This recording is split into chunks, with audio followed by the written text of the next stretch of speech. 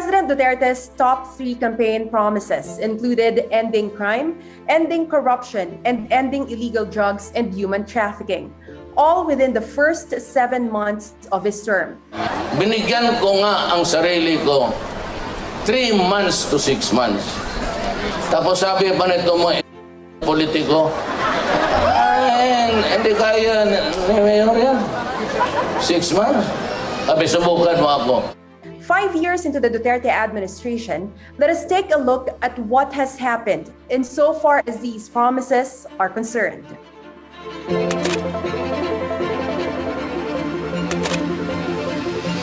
I, Rodrigo Roa Duterte, President of the Philippines,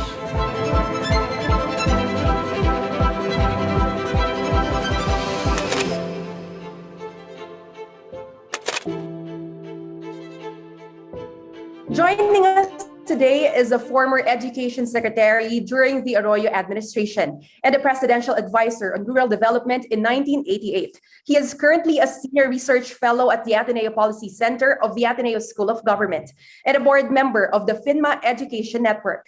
He also previously served as the president of Asian Institute of Management, the University of Cordilleras in Baguio City, and Far Eastern University in Manila. Let us welcome Mr. Edilberto de Jesus. Good day, sir. It's a pleasure to have you with us today. Thank you very much. Happy to be able to join you. Ang droga, hindi ko nga makontrol. Pinapatay ko ng mga hindot na yan, nandyan pa rin yung droga, mas lalo tuloy tumindi. The president promised 6 months, then asked for a longer period. Then he eventually said the drug problem cannot be solved.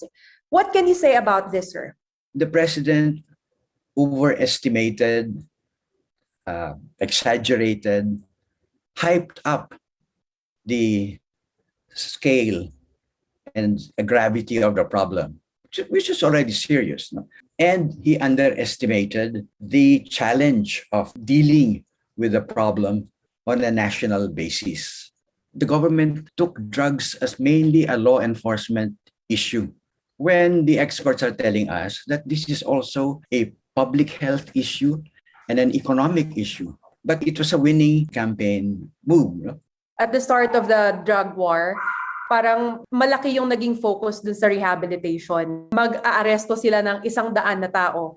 But after a day or two, pagpababalikin na sila para sa rehabilitation program, parang 10, 12, 20 na lang yung babalik para sa rehabilitation. Sa totoo lang, wala naman tayong mahusay na data on the drug war. No? Kahit na yung mga rehabilitation lang, no? 2016, 2017, marami raw pinapatay yung drug rehab. No? Wala pa tayong report kung ano talaga ang nagawa noong mga drug centers na yon. Ilan ang kanilang natanggap, anyari. In the past few months, sir, nakita natin may ilang mga instances na may mga pulis binabaril mismo yung mga kababayan natin. May kinalaman ba to, sir, sa mga naging pronouncement ng Pangulo dati? Hindi natin maaalis na magkaroon ng ganitong epekto. Tanggapin naman natin na talagang hindi pa lubos na nalilinis ang mga institusyon ng seguridad. At inaamin ito ni Presidente Duterte. No? Sinasabi niya na ilang ulit na mga 40% ng pulis ay hindi tama ang ginagawa. Kaya mahalaga din na idiin yung isa niyang mensahe na kailangang sumunod din ang mga pulis sa batas. At ito ay isang malaking problema na ating hinaharap, ang nagiging epekto ng drug war sa kapulisan mismo, no? Na maaaring marami ang naniniwala na makakalusot sila kahit paano dahil sa meron silang tinatawagan na blank check, no? kung anong kanilang gawin. At yung EJK ay lumaganap na, kaya naging nabahala na rin ang DOJ, no? Hindi lamang nagiging biktima yung mga drug addict suspects, nagiging biktima rin yung mga leftist activists, mga abogado ng leftist activists. I never in my campaign as president promised the people that I would retake the West Philippine Sea. I did not promise that I would pressure China. A lot has happened and a lot more has been built at the disputed areas in the West Philippine Sea since 2016. So, sir, what can you say about how the government handled the West Philippine Sea issue? Ngayon, mas mahirap nang tugunan itong problemang ito. Pero kailangan ding panindigan natin ang ating karapatan sa batas. Kailangan humanap tayo ng ibang paraan. Wala namang nagtutulak na yarahin natin ang China, no? Pero sa international relations, may value din yung legal precedents, yung legal decisions of international courts that we could have taken advantage of. I just simply love Xi Jinping.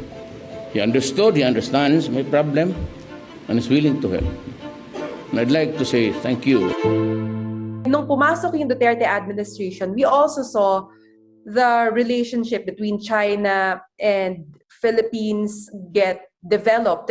May mga nakuha tayong utang mula sa China. Nagpatayo ng mga infrastructure gamit ang pautang galing nga sa China. At ngayon, bumili naman tayo ng 25 million doses ng bakuna para laban sa COVID-19 mula sa isang kumpanya mula sa China.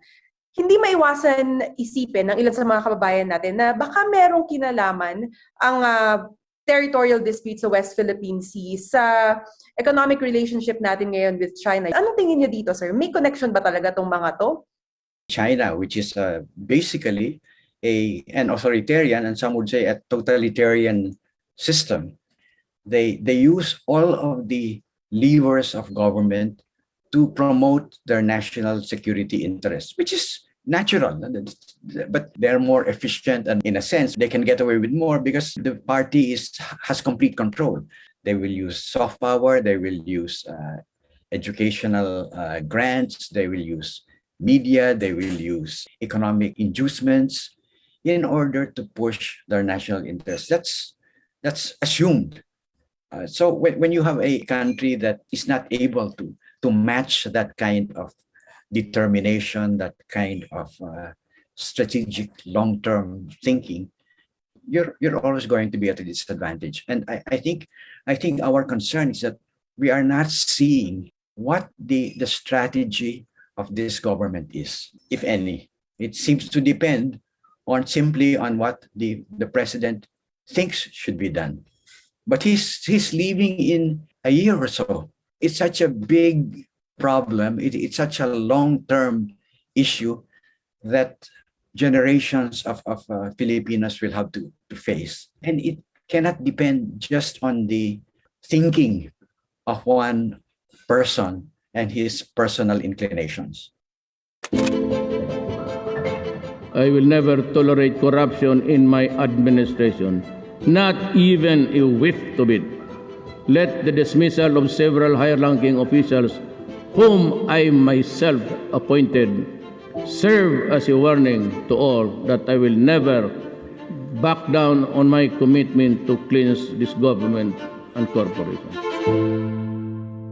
President Duterte set high expectations when it comes to fighting corruption. Now, 5 years later, where are we now, sir? How would you assess the performance of the Duterte administration insofar as the anti-corruption campaign is concerned?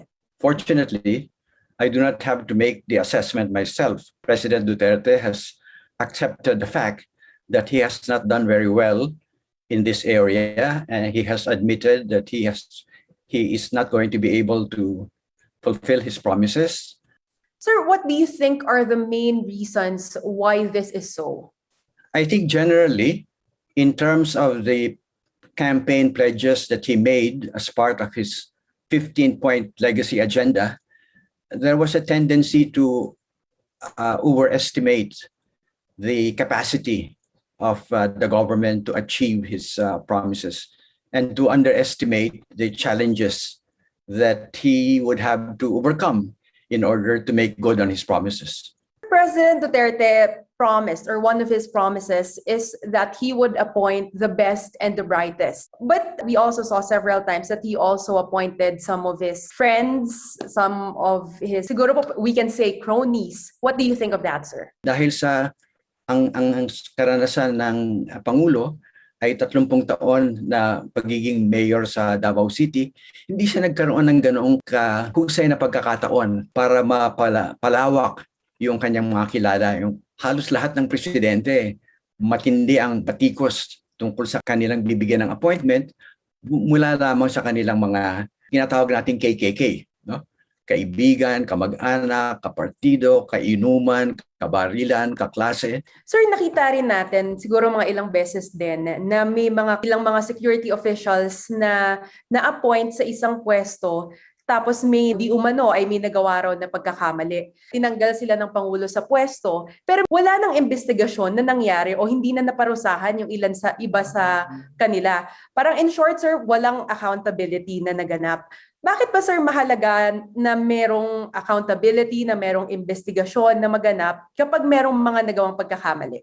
Unang-una, ito ang hinihingi ng batas. Kung meron ng kaso, meron ng investigasyon na merong nagawang labag sa batas yung opisyal na yon, ang sinasabi ng batas ay dapat bigyan ng kaukulang parusa. Ito ang inaasahan din ng taong bayan, na ang mga batas natin ay umiiral at ang trato sa mga tao ay igual. Kaya kung merong lumalabag sa batas, nakakagawa ng krimen at hindi napaparusahan, ito ay nakakasira sa pagtingin ng mga taong bayan sa batas. Nawawalan sila ng tiwala sa batas at marahil hindi na sila susunod. Lalo nang mas masama kung hindi lamang naparusahan yung opisyal, nalipat pa sa ibang posisyon, no? Hindi dapat nangyayari sa ating gobyerno. The PCO shall coordinate with the Office of the Executive Secretary and Presidential Legal Counsel in implementing the recently approved EO on the freedom of information. As an example, on the part of our executive branch to make transparency and integrity as yardsticks in government performance, savings, and expenses. Isa pang konsepto na talagang mahalaga sa isang demokrasya ay ang transparency. Sir, sa simula ng Duterte administration, sinabi ni Pangulong Duterte na mahalaga ang transparency sa kanya. Pero eventually, nakita natin na si Presidente Duterte mismo, siya na yung tumatanggi na ilabas yung kanyang SALN o yung Statements of Assets, Liabilities, and Net Worth niya. Anong epekto ng pagtanggi ng Pangulo na ilabas yung SALN niya? Meron ng mga tanong kay Pangulong Duterte tungkol sa kanyang 2018 SALN. At pinangako naman niya na sa madaling panahon ay ipakilalabas niya ang SALN na yon. Subalit, hindi pa natin nakikita, no? At ang nangyari nga noong 2018 ay nag-appoint siya ng bagong ombudsman, si Samuel Martires. No? Pagka-upo ni Martires sa pwesto, ay nagpalabas siya ng bagong patakaran sa office ng ombudsman na pinahihigpitan kung sino ang makakasilip ng SALN ng mga matataas na opisyal. Ang mga tao ay nagtatanong kung talagang nais ni Pangulong Duterte na sugpuin ang korupsyon, dapat pinalalakas niya itong mga mekanismong ito na napatunayan na nakakatulong sa pagsugpo ng corruption. Dapat siya ang nagpapakita ng mabuting halimbawa sa mga mamamayan. No? Kung hindi siya sumusunod sa batas, bakit susunod yung ibang mga tao? No? So nakakasira ng tiwala sa rule of law. We would need time, I said, to put everything in order.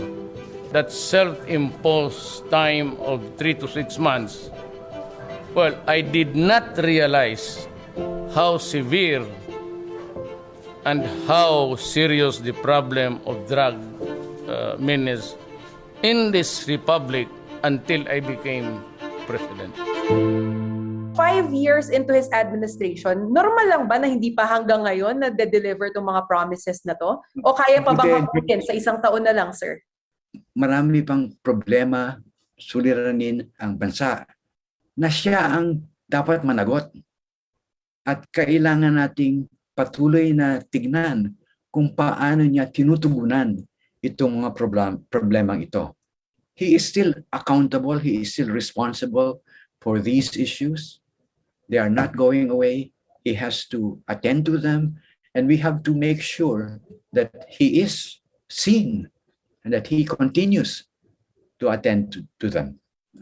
Thank you very much for the very insightful discussion, Sir EDJ. We definitely learned a lot today.